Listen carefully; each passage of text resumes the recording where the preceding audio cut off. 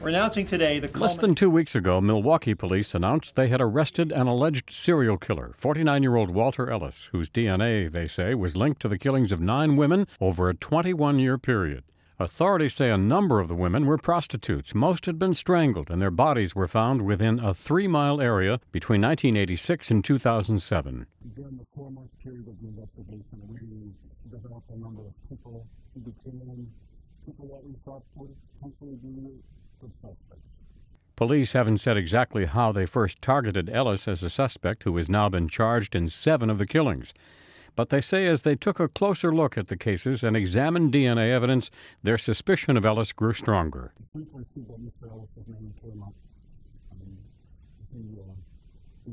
he was suspicion raised it to the next level. But he was by no means the only suspect. The most difficult kind of detectable work is that which requires waiting for the massive information. I spoke with him on the phone, and he gave the investigation. He wasn't making himself available. It's maybe a little problem. And then we do a little follow-up to go to the home, and he's not there. When police searched his home in late August, they seized a toothbrush and razors, which they took to their crime lab to examine for DNA evidence. Police say when it linked him to one of the unsolved crimes, they moved in and arrested him at this motel. His attorney, meanwhile, insists he's done nothing wrong.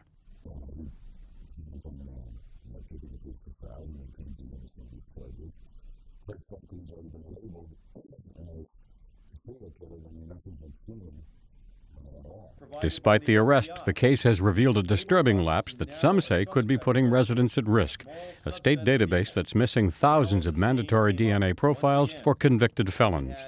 A preliminary audit on the database was conducted when officials discovered no DNA on file for Ellis, who is a convicted felon. Although most of the 12,000 or so missing profiles belong to criminals who are still in state custody or under state supervision, as many as 30% do not. And authorities say they might have focused on Ellis sooner if his profile had been in the database as it should have been.